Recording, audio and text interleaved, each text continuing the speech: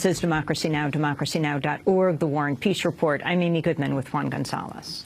Well, in his address to the nation Wednesday night, President Obama invoked the memory of two American journalists, James Foley and Steven Sotloff, who were recently beheaded by the Islamic State, as he outlined his case for U.S. airstrikes against the group inside Syria.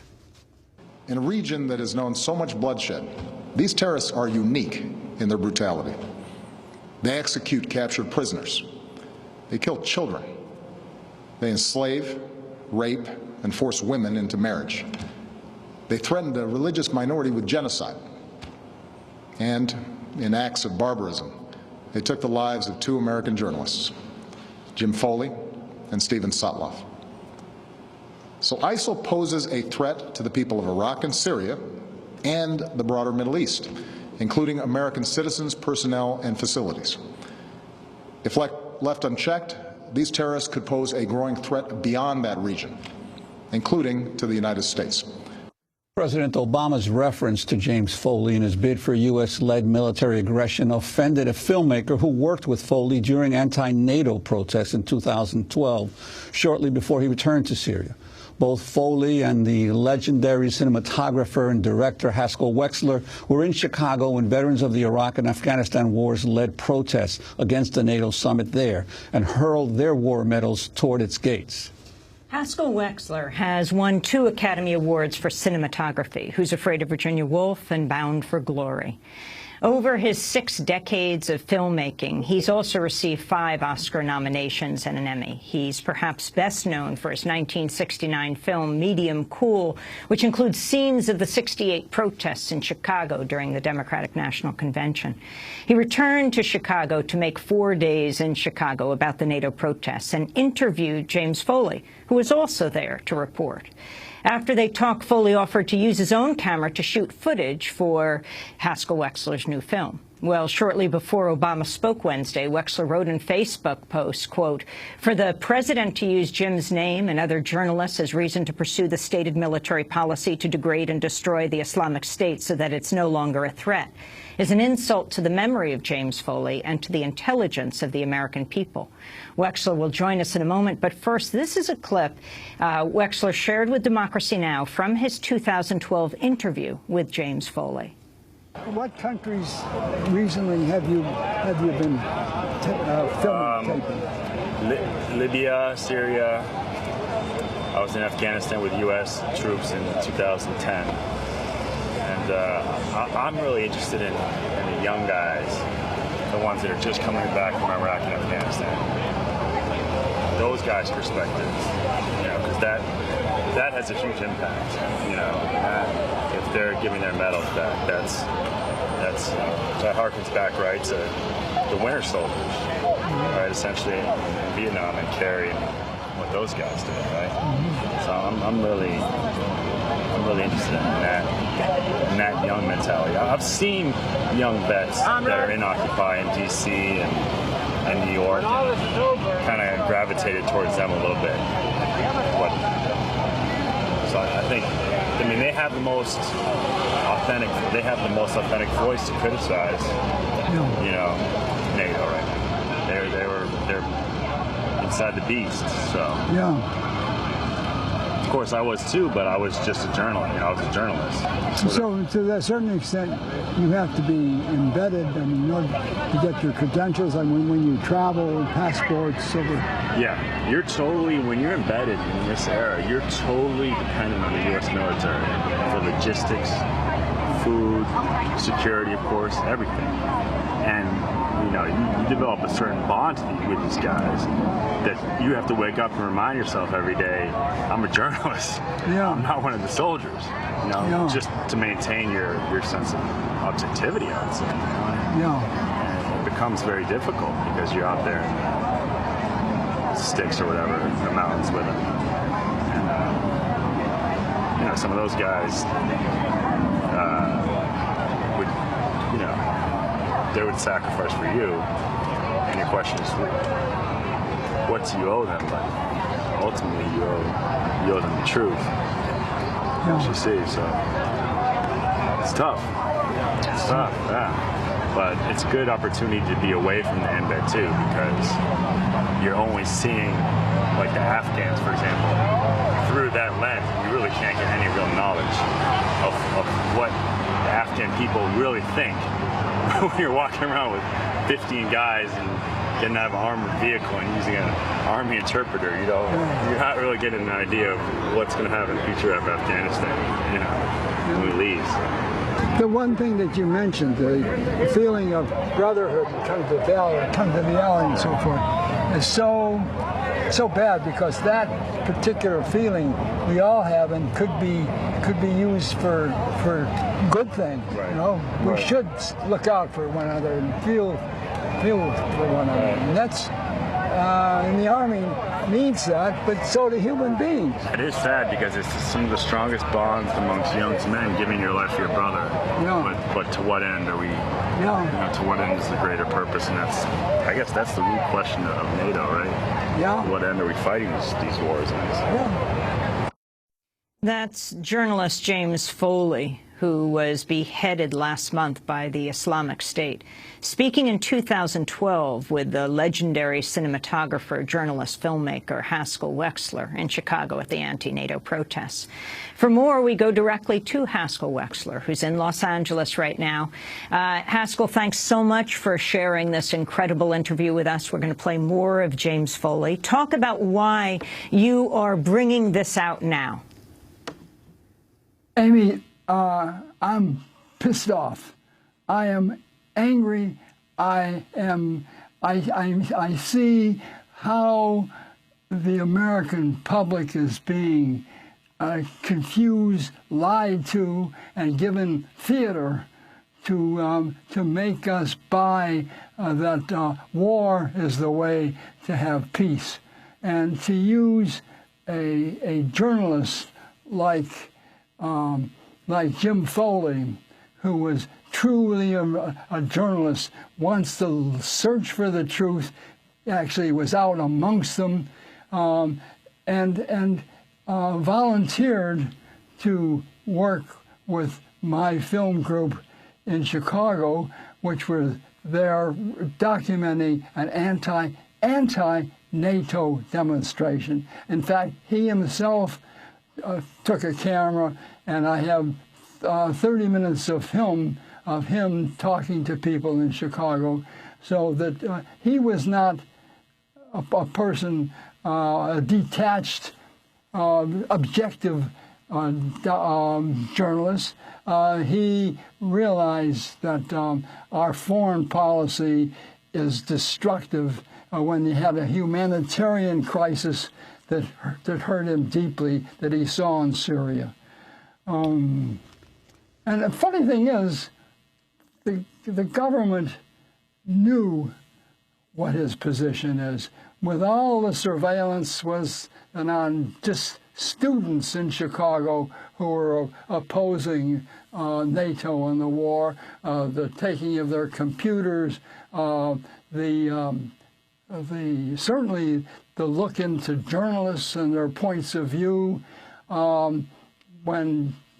If they didn't know before, when James Foley took a camera to work with me and my fellow Chicago filmmakers in an anti-NATO film, there's no question on what side of the fence he's on. And the government functions on, you're either 100% for us or you're the enemy. And that's why a lot of our discussions and other interviews was Jim talking about the other, how authorities can establish who the other is, and once they're other, they're less than human, they're less than smart, and you can do anything to them because you have to teach them a lesson.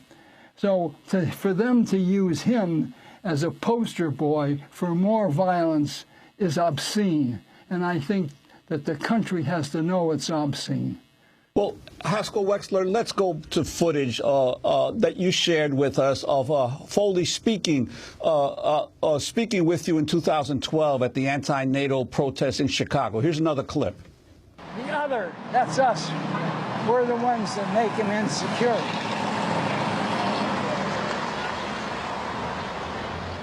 I'm interested in what you said about the other, the categorization of the other, because you see it in all conflicts and wars, and you're saying El Salvador, you're saying here, and I saw it in Libya and Syria, and it's like both sides attempting to, you know, paint a group as the enemy, as the other, and what happens, the dehumanization process of that, and that's extremely dangerous. But I guess it has to happen. It happens in a war so that they can kill each other. Yeah. So, but it seems like it's slicker here, right, in that they say, the police and the authorities, they are Chicago. right. They're Chicago, right, and they are protecting Chicago. So, and then they call the word security. How do they separate? I think the media helps separate us from people. TV doesn't. No, normally.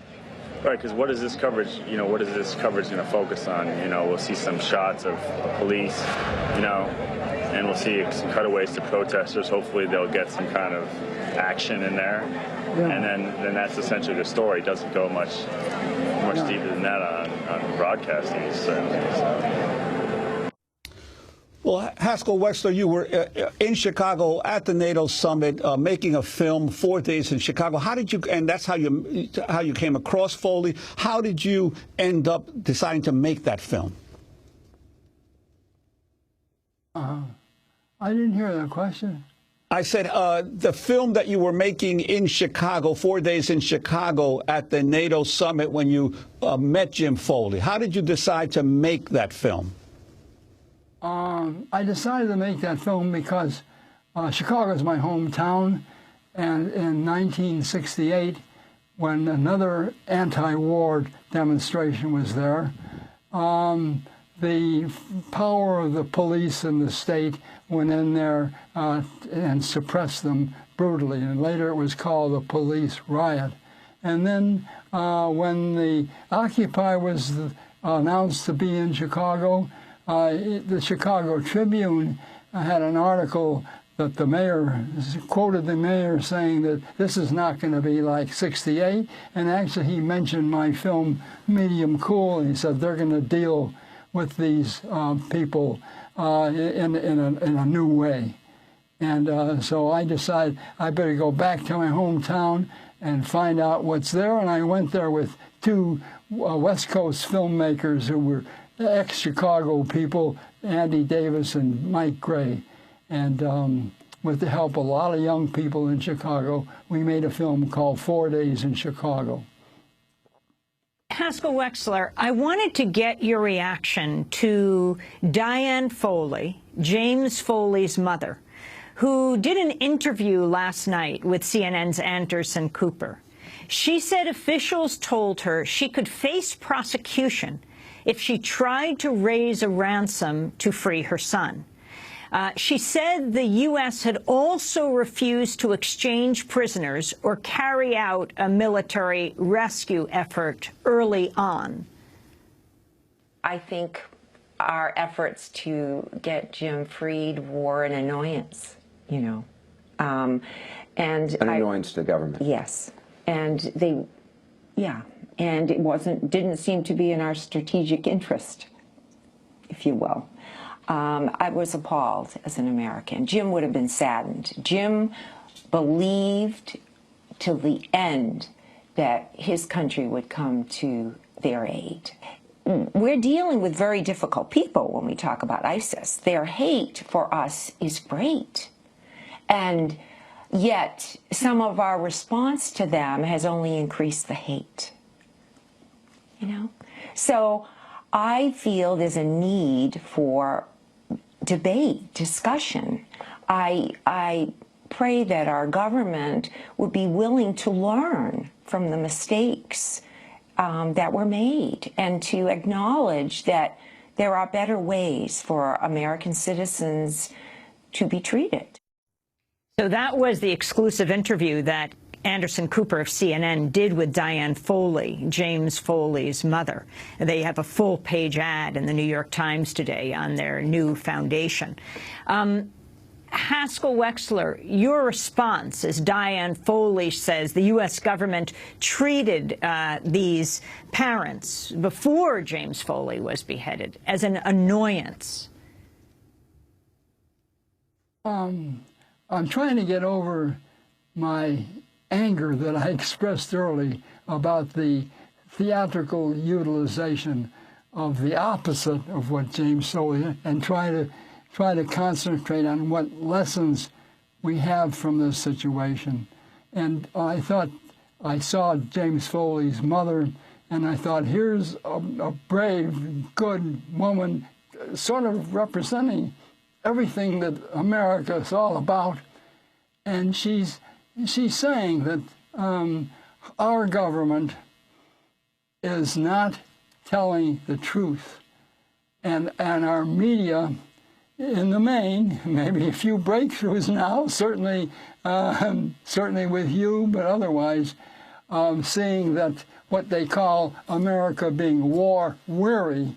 It's not we're just tired of fighting war, but we're tired of being deceived and having that deception taken from all the needs that we have in America today.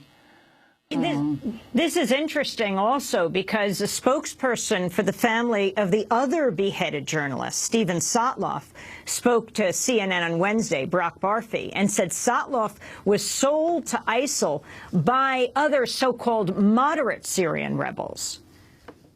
We can say Stephen was sold at the border. Stephen's name was on a list that he had been responsible for the bombing of a hospital. This was false. Activists spread his name around. He was sold at the border? Yes. We believe that the so-called moderate rebels that people want us, our administration, to support, one of them sold him probably for something between $25,000 and $50,000 to ISIS, and that was the reason that he was captured. That is Brock Barfi, the spokesperson for Steven Sotloff, the family, the other journalist who was beheaded. I wanted to bring Medea Benjamin, leading peace activist, back into this conversation. As you listen to Haskell Wexler, Medea, and you hear the mothers, Diane Foley, and the spokesperson for Steven Sotloff, the two beheaded journalists whose names President Obama has invoked in justifying this military campaign. Your thoughts? Well, first, my heart goes out to Diane Foley as a mother, but my heart goes out to the hundreds of people that we have killed in an equally barbaric fashion with our drone strikes, where we incinerate people alive, leaving pieces of their flesh lying in trees, doing this to mothers, to children, to teachers, to farmers. Every one of those drone strikes is a barbaric killing, a barbaric tragedy. So we do not have the moral high ground in this, unfortunately. And Haskell Wexler, your final thoughts today after you bring us the video of James Foley at this anti-war protest in 2012. Well, my final thought for today is that the government, that is our military government, and I'm saying that it's far more deeply militaristic than we even realize, that our government is going to do whatever it's going to do. It's certainly shown that about Syria, but they have to develop new theatrical events to make it seem like something good. You know, dropping bombs and then humanitarian aid as the public thing is today about a new policy. So I think we have to know how the forces are, and to realize there's plenty in this country that will see through the sham before it's too late. Haskell Wexler, I thank you for being with us. Legendary cinematographer, journalist, director, perhaps best known for his 1969 film Medium Cool. Haskell Wexler's won 2 Academy Awards for cinematography and Who's Afraid of Virginia Woolf and Bound for Glory. Over his 6 decades of filmmaking, Haskell Wexler has also received 5 Oscar nominations and an Emmy. He worked with journalist James Foley in 2012 before Foley returned to Syria, where he was kidnapped and beheaded by ISIS. ISIS. They met when Foley helped shoot video for Haskell Wexler's film 4 Days in Chicago about those anti-NATO protests led by veterans and soldiers opposed to the wars in Iraq and Afghanistan. Haskell Wexler is 92 years old now. And thanks so much to Medea Benjamin, founder of Code Pink, author of Drone Warfare, Killing by Remote Control. She joined us from Oklahoma City.